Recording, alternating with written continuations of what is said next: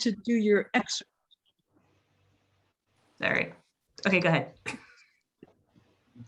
Did you want to Do you want me to do it now? Sure. Absolutely. Yeah, I can do that. Absolutely. Yeah. So I choose a short excerpt that kind of spans across a couple of chapters, but it's the moment of the launch.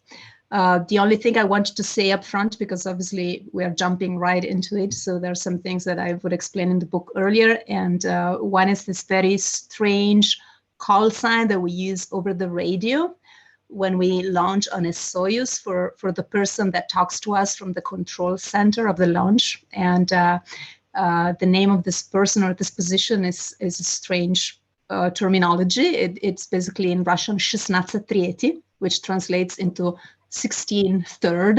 It's a very bureaucratic name, but that's how we call him, and we're kind of used to that. So as I read, I'm going to read it that way, 16, and that's what it is the person talking to us from the control center. So Soyuz TMA 15M, November 24, 2014. That was kind of fun when I was on you. There we go. The goal of life is to make your heartbeat match the beat of the universe. Joseph Campbell, Reflections on the Art of Living. It's quiet on board now, but before long, the neutral voice of 16 breaks in to announce, "We are go for launch. Everything is proceeding to plan. Transfer to onboard control. I will transmit the progress of the launch via radio." Anton confirms that we are ready.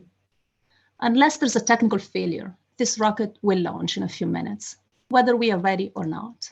But I'm pleased to hear him say it more decisively than usual. I can sense that his mind and spirit are present and alert. Or maybe I am the one who feels like that, present and alert, every fiber of my being straining to feel the rocket's liftoff, all thought focused on the distilled essence of life consumed in this glimpse of space-time, my spirit quiet and calmly open to what will take place in the next 9 minutes and the next 6 months. There are just a few seconds left before the launch, and each radio announcement comes fast on the heels of the last one. "Земля борт," says 16, telling us that the last arm of the launch pad has been retracted, the last umbilical cord cut. Pusk, start. Kerosene and liquid oxygen begin flowing into the combustion chambers. Zажигание, ignition. The propellants begin to burn. From now on, there's a rapid increase in noise and vibration as the engines get up to full thrust. From the bowels of the rocket comes a sudden jolt, and at midnight, 1 minute and 14 seconds, exactly as planned, 16 confirms liftoff over the radio. "Поехали, let's go," Anton cries out, just as Yuri Gagarin did in his time, and we join him in an exultant cry. I don't know what to do with my happiness. It's so big, it's getting in the way. I feel it spilling out in a smile I couldn't stop, even if I wanted to. On this perfect night, the Astray crew is leaving the planet. The rocket plucks us from Earth in a firm but gentle grasp. Every now and again, it adjusts its attitude in order to keep us on the planned trajectory. And then we feel a dull thump, accompanied by some oscillation. But all told, the vibrations we feel are light. The liquid propellant engines on the Soyuz do not have the fury of the solid fuel boosters of the space shuttle, which shook the screens in front of the astronauts. It must seem to Terry, accustomed to that violent liftoff, that we're not moving yet. But we are moving, and how? With every second that passes, we become lighter by 1.5 tons as the propellants burn and are expelled through the nozzles. As a result, the acceleration increases, pressing us into our seats with increasing force. It's not unpleasant, at least for now. Quite the contrary. It feels like my body is sinking into the rocket, becoming one with it. 30 seconds and engines are stable, announces Cristoforetti via the radio. Anton responds mechanically. Everything's in order on board. The crew feels fine. We must be about to exceed the speed of sound, if we haven't done so already. It's a significant transition in terms of the rocket's structural integrity, but we don't feel a thing inside. We are leaving the sonic boom behind.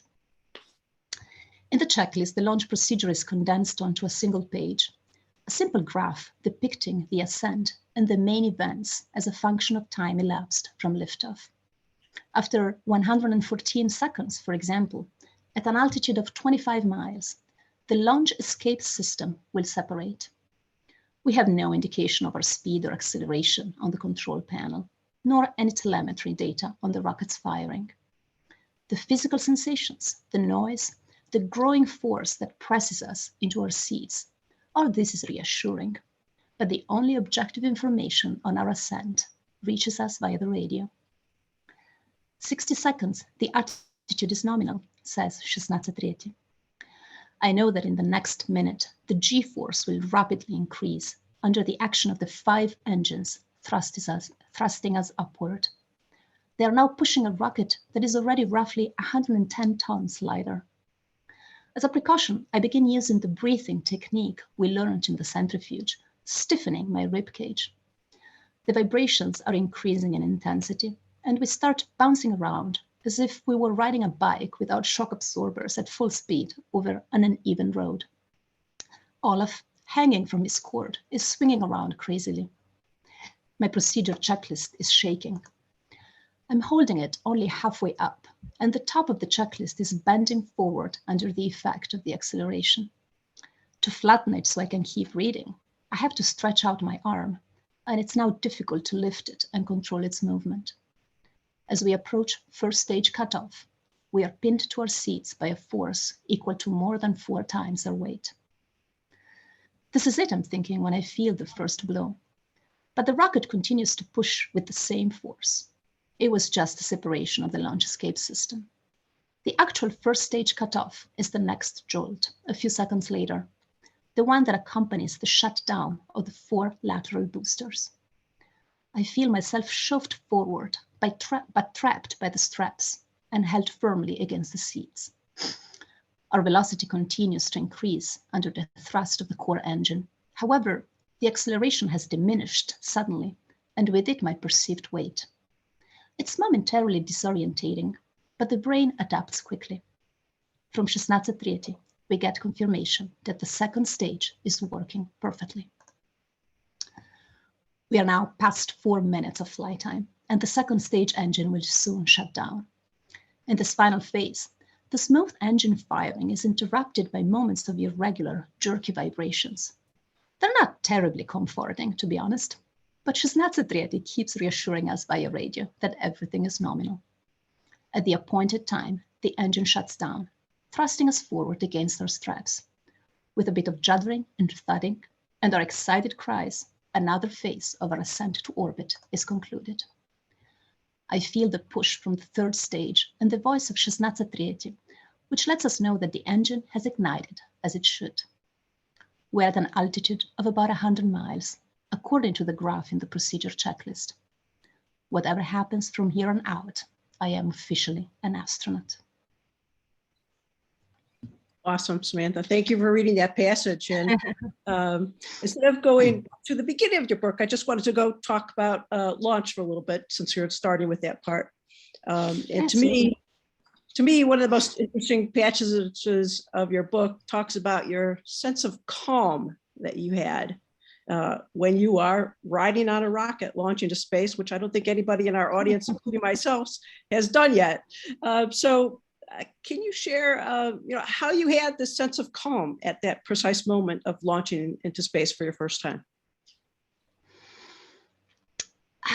I think it was, on the one hand, it came from the familiarity that I felt with. Might seem strange. It was for sure my first launch into space. I had never been on top of a rocket, but I had trained so much for it. I had been for countless hours, hundreds of hours. I had sat in a simulator of the Soyuz capsule training, and so everything that happened that night, although it was completely new to me in one sense, on another sense, it was incredibly familiar. I sat, I slid into my seat and I strapped in and I looked around and it looked like a simulator. And I felt that there was nothing in the world that I knew as well, that it was so familiar to me as that, bit of metal and electronics that, was surrounding me. But then the other is like this feeling of like, you finish the journey. And so this long journey of training, in the book, I kind of call it the apprenticeship. I like this idea of being an astronaut apprentice. And it was a long journey. It's even in the book, right? About 2/3 of the book are actually the training. So this chapter that I read a little bit of it is only like 2/3 into the book. And so all that journey was finished, a journey was about to start, and I was kind of like suspended in between journeys, and it's kind of like being in the eye of the cyclone. I think there is this sensation of calm. Awesome. And at the International Women's Air and Space Museum, of course, our focus is on women.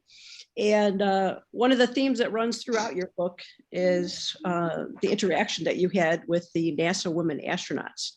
And you speak about several different ones individually who helped you out. And you even talk about getting help for spacewalking preparation and the ladies astronaut night. So can you explain maybe with a couple examples, the camaraderie that you felt with the women astronauts compared to the camaraderie that you had with male astronauts and male pilots as well? It was definitely a discovery for me. And I think I mentioned that in the book. And it's not like I had missed that before, because I never knew it. I was kind of like always the only woman, right?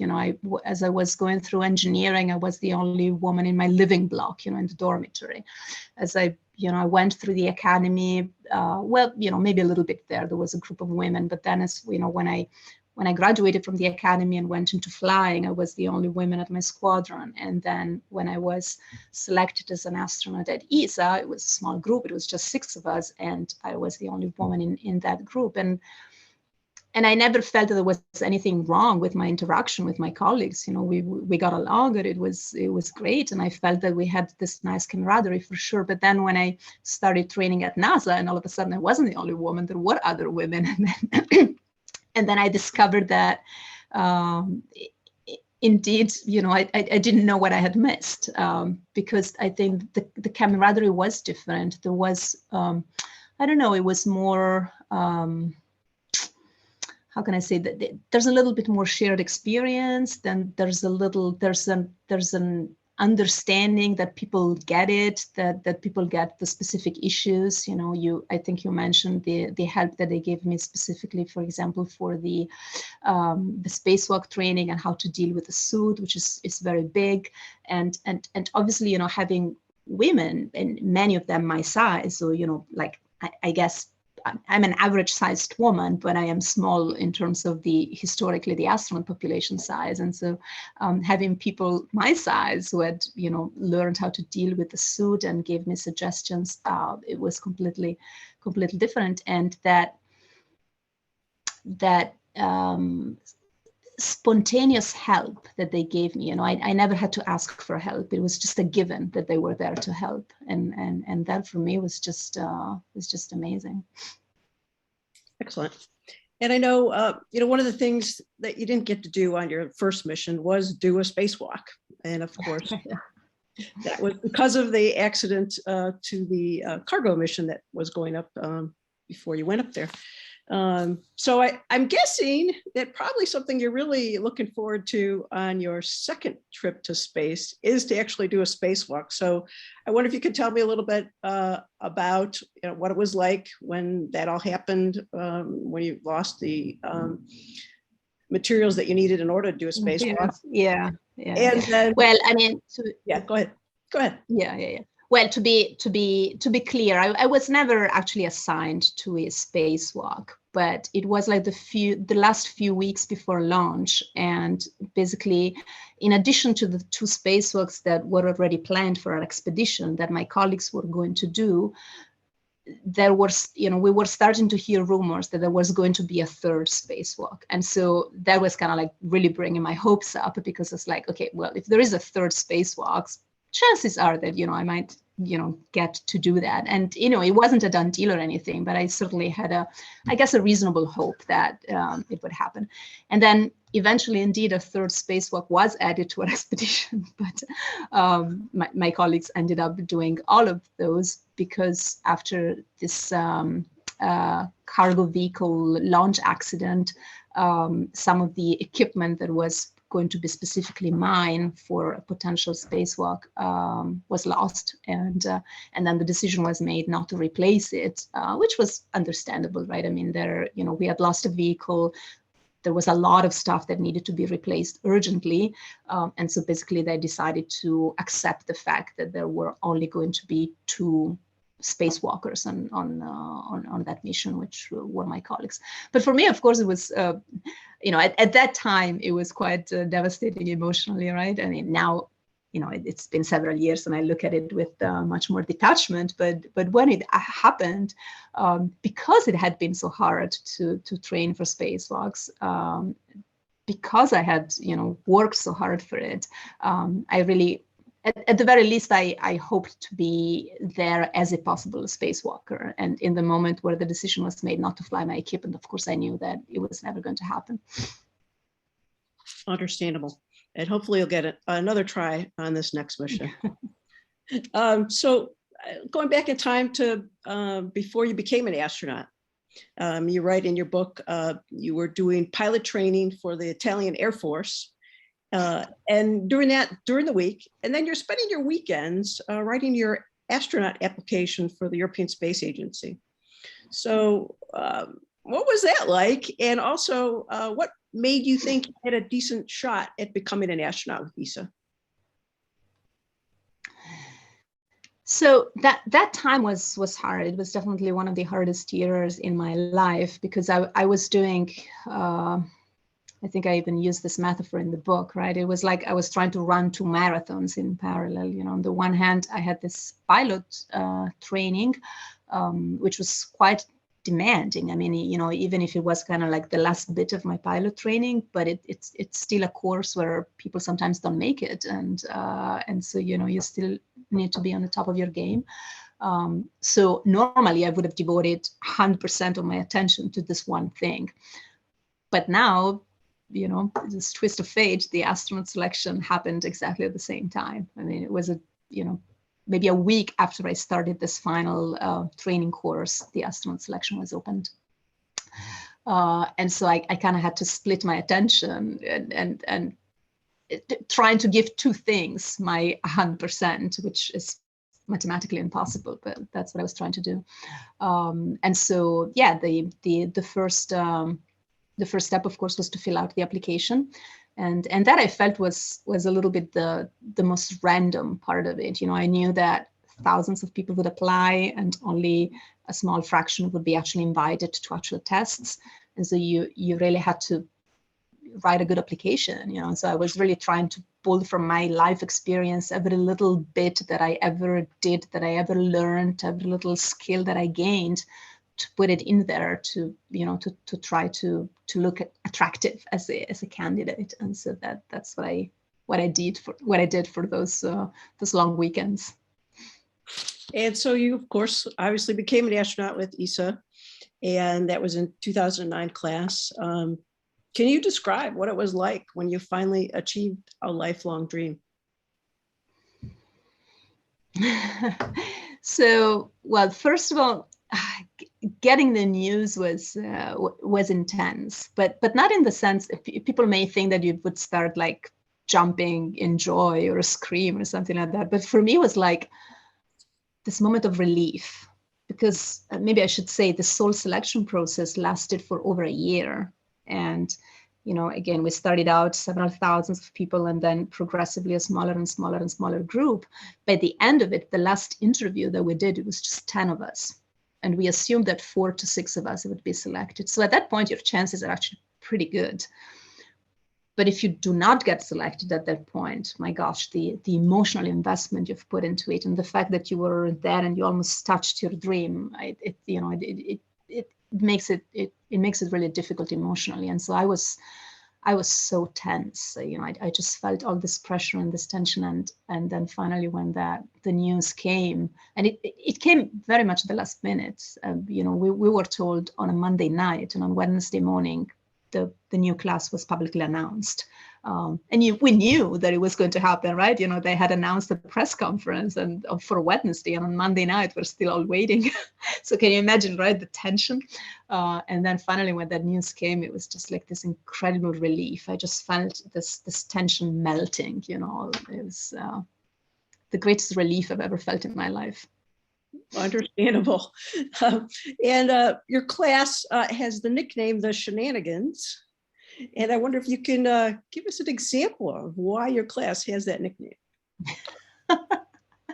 I have to admit it's mostly the boys, but yeah, they had this tendency of like doing pranks on one another, like somebody we would be spending them like very early in our basic training. We spent about a month in this language school working on our Russian. And so we each had a little room in this dormitory, and stuff would happen. Like a person would try and open their door in the morning, and they wouldn't be able to because they actually tied the door to the stairs on the opposite side, so they couldn't actually open the door, and they would have to figure out how to escape through the window or stuff like that. Understandable. And so you weren't the first Italian astronaut in your class to go to space. Luca Parmitano went to space first. And you write in your book, you're, of course, very disappointed at that point in time. So how did you deal with the disappointment and, get yourself back together, your head back together, to deal with what you needed to in order to get your goal? So I was disappointed because, of course, I had my chance also, and I hoped at that point to go to space as fast as possible. But it's not like I felt like I was better than him or anything like that. I mean, I think we both had our chances. And we were both officers in the Air Force, and he was senior than me in the Air Force. And I think that eventually was the discriminant factor. But I don't remember being disappointed for a long time. I mean, for sure I was when it happened, but I think I was over it fairly quickly. The thing that more than the disappointment about not being assigned to that flight, it was more like for a while I wasn't quite sure how I was going to continue training. I was a little bit in this limbo because we had finished our basic training, and so if you get an assignment, then you transition immediately into assigned training. So there is no pause. And so you know exactly what's going to happen. And in my case, for about half a year, I was a little bit in this suspended life where I wasn't sure when I would start training again. But then I was fortunate because there was this chance of actually starting training as a so-called reserve astronaut. So without actually having an assignment of my own, for about a year, I was still able to do the same training that an assigned crew member would. And once that happened, I was super happy because, I was moving again. I was training, I was learning, I was moving. Excellent. And in your book, you wrote about your restlessness for your first space flight. So do you have similar experiences now that you've got your second space flight coming up? Or do you feel different since you're a veteran astronaut now? Completely different, yeah. I mean, I think that restlessness before your first space flight is, it's hard to describe, but it's really like, it's just because you're not really an astronaut until you actually fly to space. And until that happens, you never know for sure whether it's going to happen or not. Every day that passes, every day that first flight is delayed, something could happen. It could happen to your health. to your family, to the space station, to the space vehicles. You know, every day something can happen that eventually makes it impossible for you to actually fly to space. And so I think that's where that restlessness, that, you know, feeling of uncertainty comes from. So the second space flight, of course, I'm, you know, very much look forward to it. And it was also hard to wait for so long. I waited for about 6 years before I was assigned or started training again. But definitely not that restless feeling that I had the first time, not. Kind of figured that. So one of the most important training techniques for space station astronauts are the analog experiences that you get to do. And you participated in several of these analogs. So what were some of the important things that you learned? I know you did some training in Alaska, and also you were commander of a NEMO underwater mission. So what was it that you learned on those analog experiences that helped you for your space flight, and it'll even help you for your next one, you think? Yeah. So this is a little bit different. So the Alaska expedition, and I actually did a very similar trip recently with the crew that I will fly the second space flight with.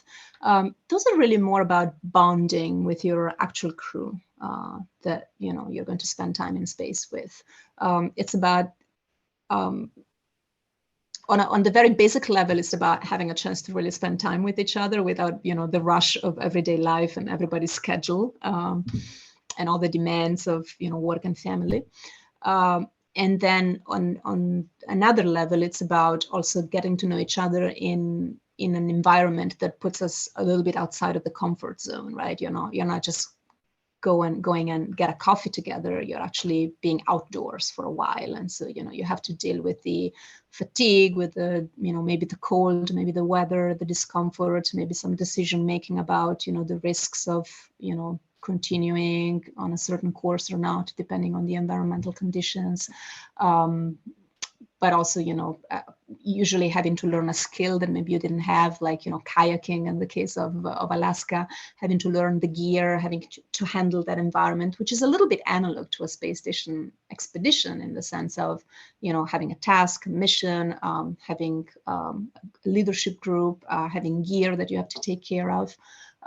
So the idea is to get to know each other in that type of environment.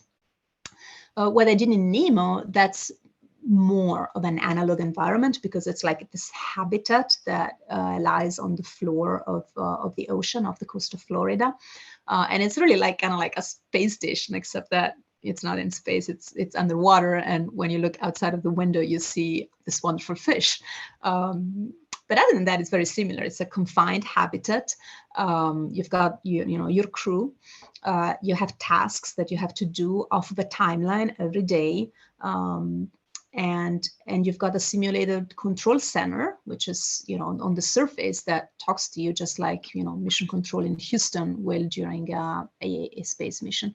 And in that case, for me specifically, it was a chance also to serve as commander, so in a leadership position, and to, you know, try and get some experience with that kind of responsibility.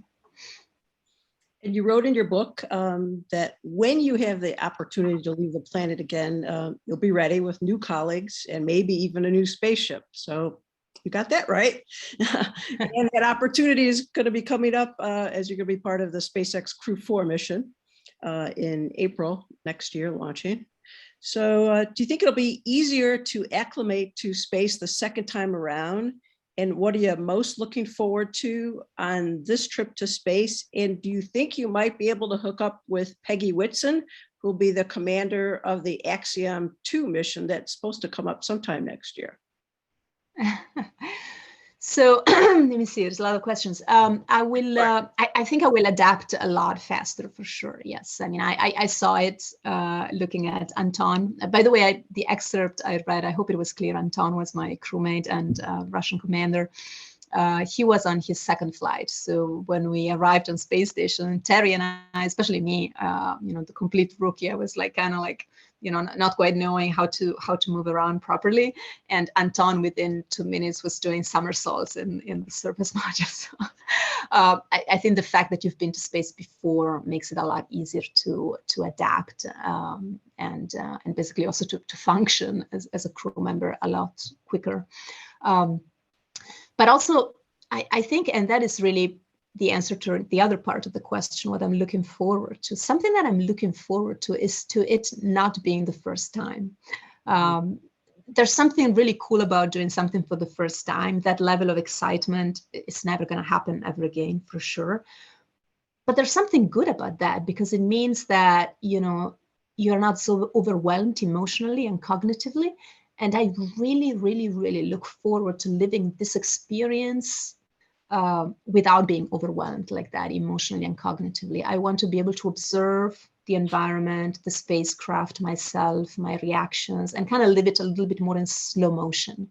Looking back to the first time, some things are a blur. And I want to have this chance of living this again to see it a little bit more in slow motion. And this time around, you're going to become the first woman from the European Space Agency to be the commander of the International Space Station. So what kind of commander do you want to be?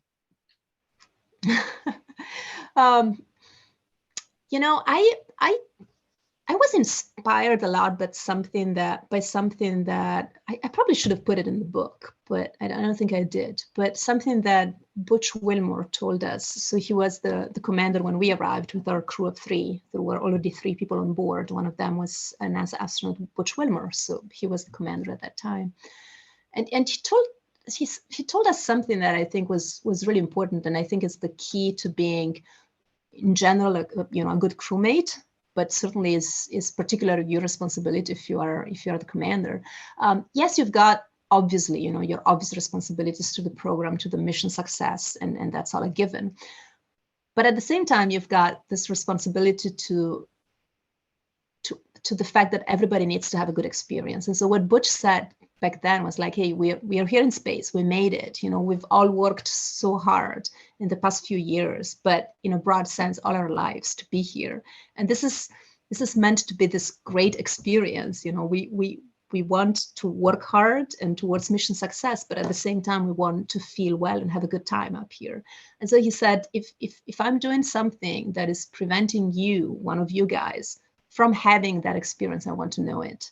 And so I think that's something that I really want to make sure I make clear to my crew, to my crewmate. Again, not only as a commander, but even simply as a crewmate, right?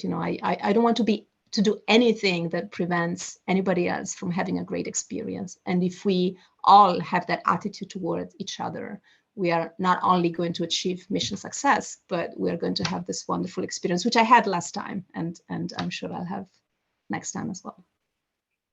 So now that you're going to be going back to space, and you've written this book, which you said took about 3 years to write, are you planning a sequel? Is that in the offing for you? Oh gosh, Marcy, I have to confess, this book exists because of my ignorance, because I had no idea how hard it is to write a book. But now that I know, I don't think that I will ever try such an endeavor again. But I don't know, maybe, but it was hard. It was very hard.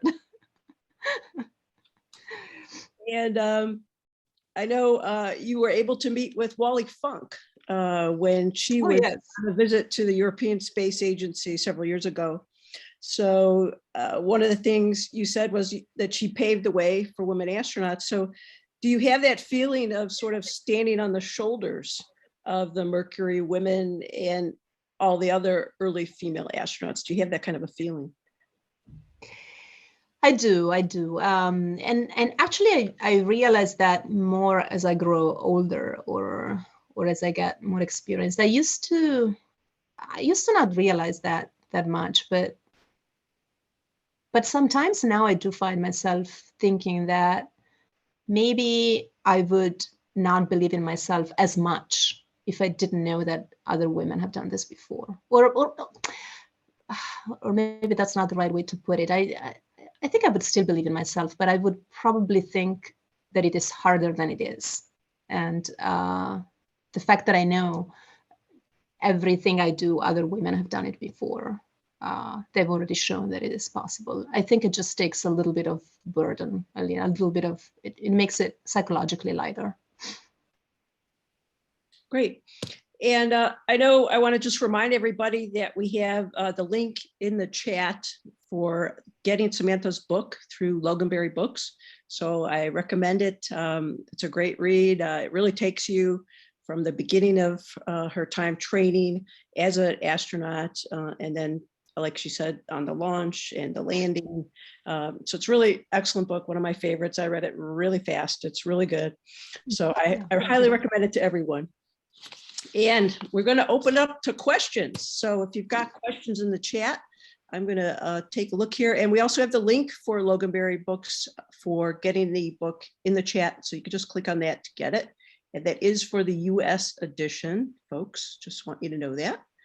So I'm going to take a look here for some questions. Here's not a question, but a statement. Dave Stubbs from Montreal says he was privileged to speak at length with Samantha in 2015 for a feature story about her robotic arm training at the Canadian Space Agency in Montreal. And he says she is surely one of the most fascinating people I've had the honor to interview. So good to be with her today, and you all. So there you go. Oh, thank you. Hello, Dave. There's a question from Aaron Guardino Rodriguez, and he is asking, how long did it take you to adapt to the new space environment? Did it affect your psycho-emotional or physiological capacities? Greetings from Moscow. Well, greetings back from Moscow. I'm in Star City tonight. So,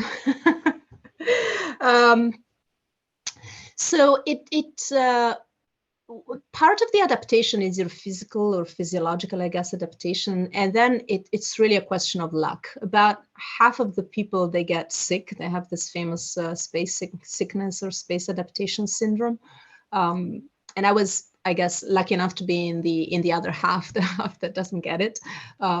So that adaptation from, heaviness to lightness, I like to call it, right? From being heavy on Earth to being weightless in space was actually really light for me and enjoyable from the beginning.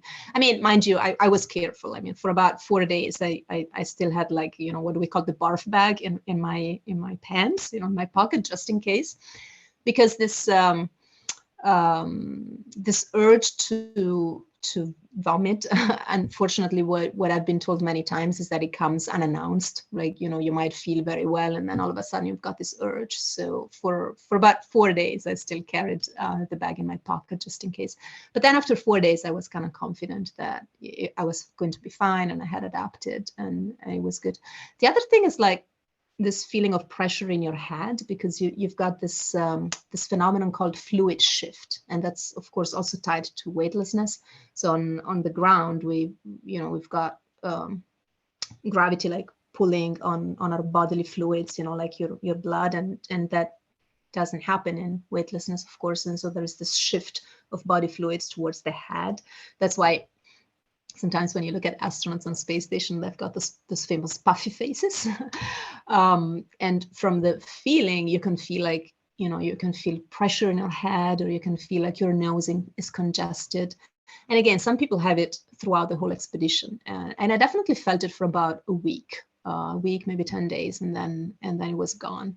So that's probably, I would say that's what it took me to adapt physiologically. But then in terms of actually really functioning as a human being, I would say the initial adaptation was probably about a couple of weeks. By the end of week 2, I felt that I could comfortably move around without bumping everything off the walls, that I could reasonably stabilize myself as I was doing work, that I was not like losing things all the time because they float away and you're not used to that. That I could open a bag and actually control what was inside, instead of like, again, having things randomly float out. So that took a couple of weeks, and then probably a couple of months to get to the peak efficiency up there. Yeah. Great. And Sunny says hello from Singapore. And he says, your colleague Luca is working on a lunar gateway. Any chance you'll be going to the moon? Yeah, I actually worked on Gateway before Luca for a couple of years until I started training for this mission. So I know the program very well and I'm quite excited that we'll have so Gateway is a small space station that is going to be built around the orbit around the moon, so in lunar orbit. And will also serve as a staging post for missions to the surface of the moon. It's not impossible. I mean, by now we have an agreement from the side of the European Space Agency for 3 astronaut missions to the Gateway. They do not involve, for now, an actual journey to the surface of the moon. They're just, let's say, missions to lunar orbit. But there's, in a more longer term perspective, I wouldn't be surprised if we have European astronauts on the moon, whether, it's me, of course, I'd love to, but maybe also younger astronauts. We're in the process of selecting a new class, and I'm sure there's some eager potential moonwalkers there as well. Awesome. Well, we'd like to see you on the moon. Definitely. Carol Wolf has a question, says, your description of second time around, oh, actually, wait a minute, I skipped one. Tanisha says, do you approach training now for your second mission differently than training for your first mission? Yes, I'm definitely more discerning. When I trained for my first space flight, I had no experience, so everything that was told to me was equally important. So I tried to, in my mind, was equally important. I tried to learn everything. And now with the experience of a space flight, I can kind of discern, okay, this is something really important, and this is actually less important because, you might actually not need it, or if you need it, there's plenty of resources on board to remind you how it works. So you don't necessarily have to put it all in your mind. And that's really useful because then it frees up resources and time to really, really learn those things that are extremely important. Okay, and next, Carol Wolf says, your description of the second time around reminds me of my experience from my first child to my second child. The new experience is wonderful, but the confidence you gain from the experience helps you to enjoy the rest of the journey. Yeah, I agree. I also have 2 children, and I had a very similar experience as well. I agree. I have 2, and they're both different, definitely different. Tom Kubuka says, at the point where you are just approaching the ISS in the book right now. So someone who's reading the book, that's where they're at. That's a good part. Cool. Excellent part. And his question is, what responsibilities did you have to the general day-to-day in the ISS other than your scientific assignments? So where there's so that you've got a timeline that you work off, and so I guess your primary responsibility is to execute the tasks that you're given so that the plan can move on, and that can be scientific work, but it can also be very mundane things like unloading a cargo vehicle, or maintenance tasks on the space station. It's a very complex machine that requires a lot of maintenance work. But then beyond that, that's kind of like your formal tasks. But then, you kind of have this responsibility as the crew who is up there to kind of really run the ship when it comes to housekeeping, making sure that everything is safe, making sure that, you are aware if anything is off nominal, like if there is a strange smell or if there is a noise that is different than it was the day before, or maybe something is breaking or it has already broken. You have a responsibility towards your crew, so you are responsible for being aware if somebody is having an issue. Maybe they're not telling you specifically, but that's not an excuse. If there's something wrong with anyone in the crew, obviously you're responsible for that. So anything that requires and relies on you physically being present there, that's ultimately, of course, the responsibility of the crew. And Rodri Van Click says, question, if we pay you in advance another repainting of the living room walls, will you write a second book?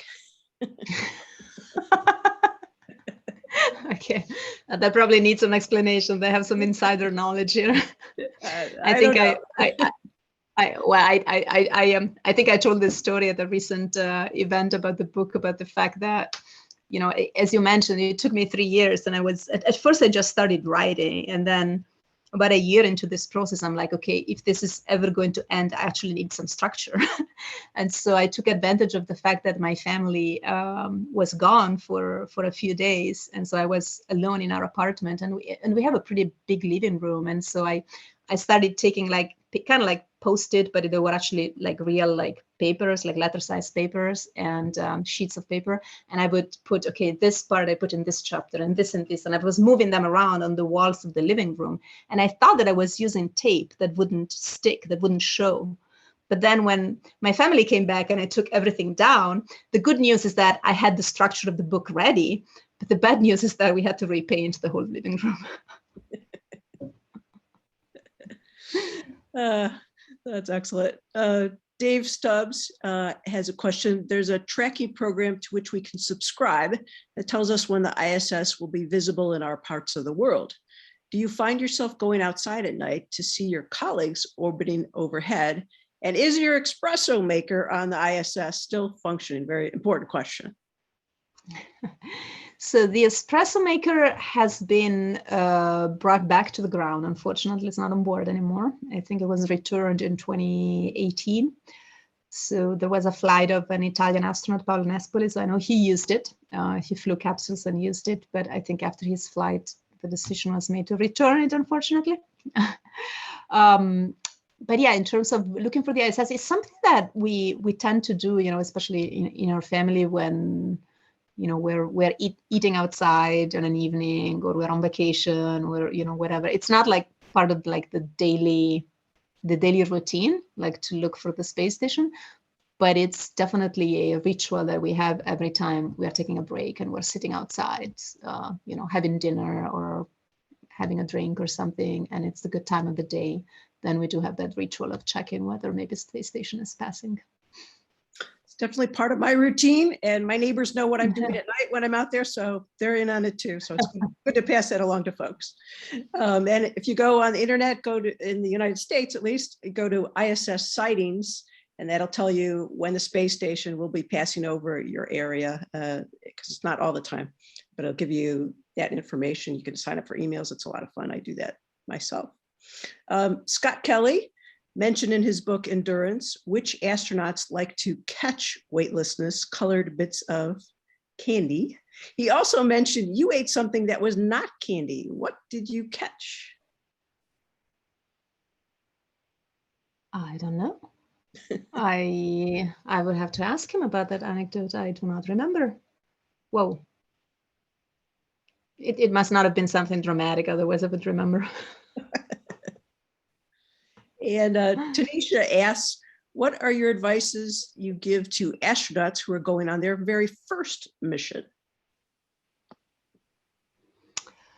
I mean, it's advice, of course, is something that you give based on the need, right? So you would probably have to tailor it to the individual person and situation.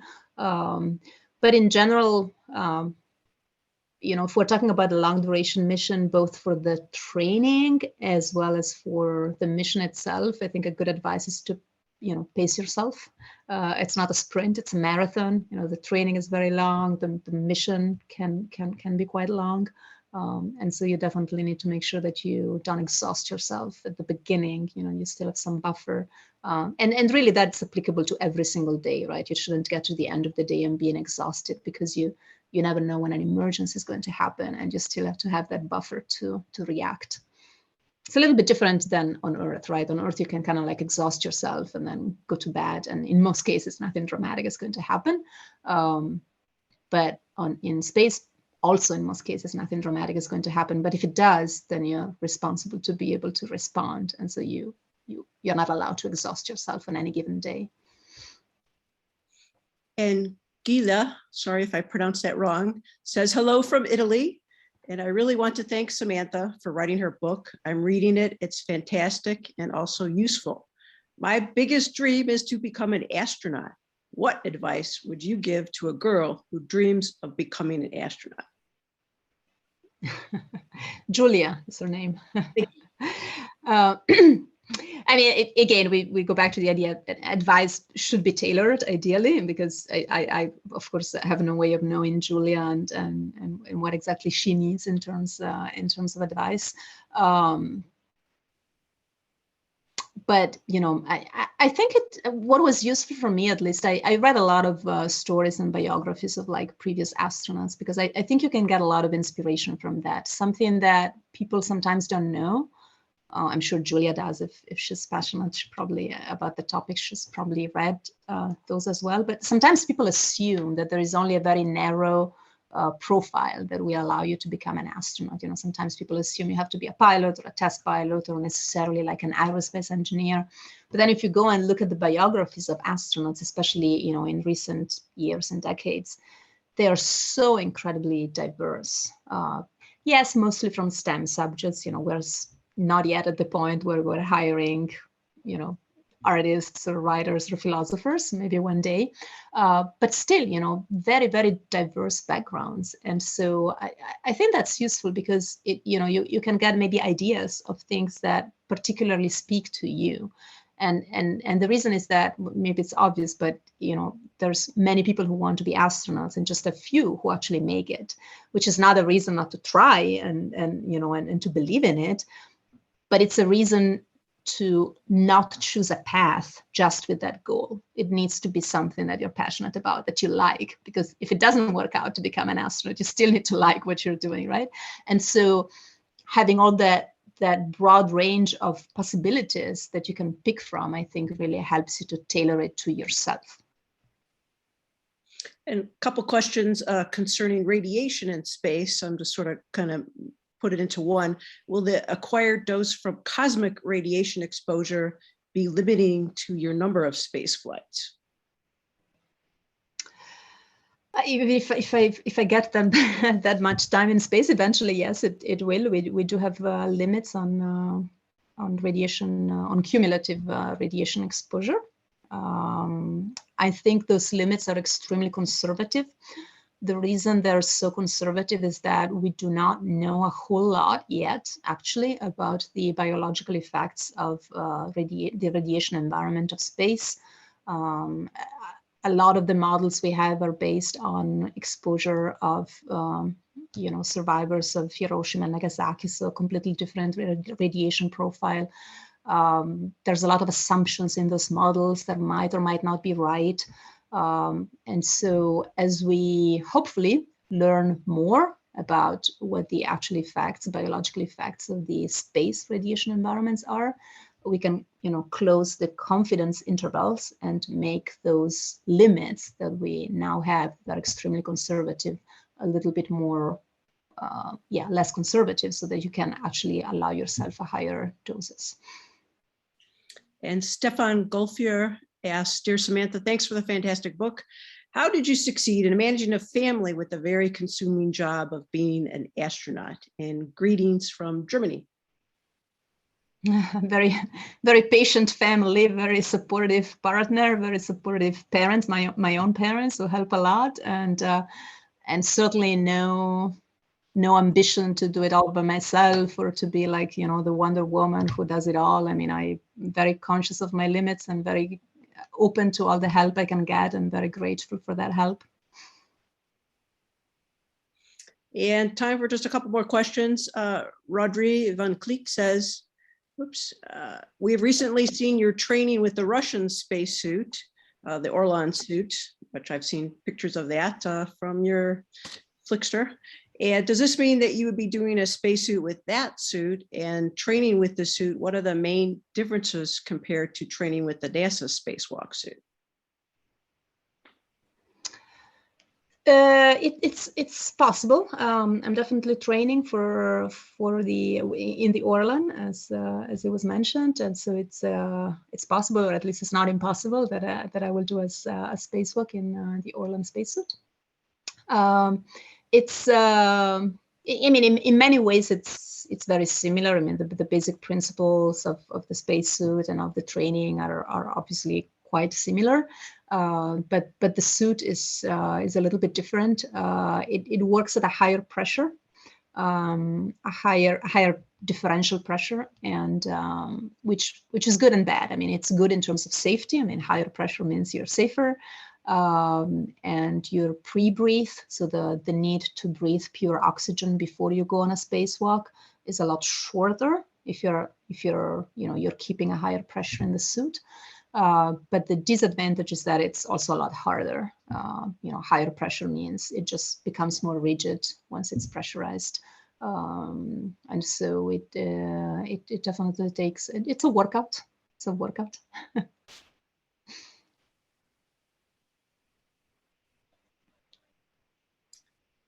And the Soyuz and the Dragon capsule, we're going to make this the last question, are very different. Besides the legroom, what is the biggest difference?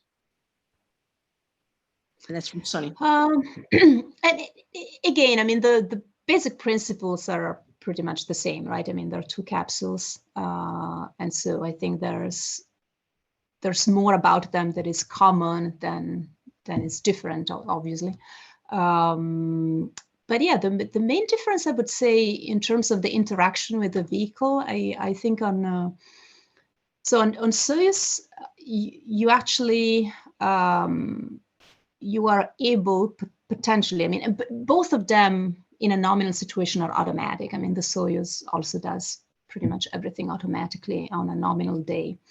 But in case of the Soyuz, in case of nominal situations like emergencies, failures, as a crew, you have the possibility and also the responsibility, because you're trained for it, to intervene, and you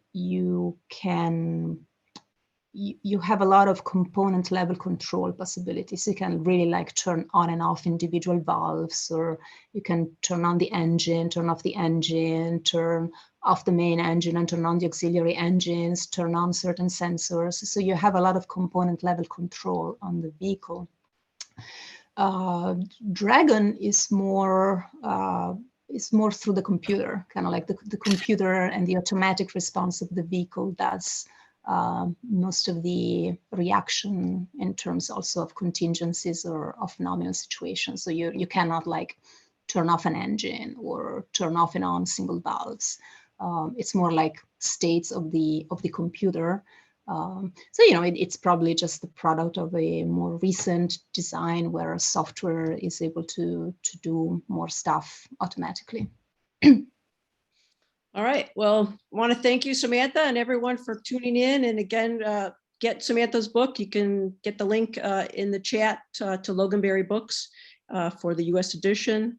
We are real excited for your next mission in space, and we'll be watching and keeping tabs on everything that you'll be doing up there. Very excited for you. That's wonderful. Thank you, Marcy, and thank you to all of you. It's a wonderful chat. Thank you.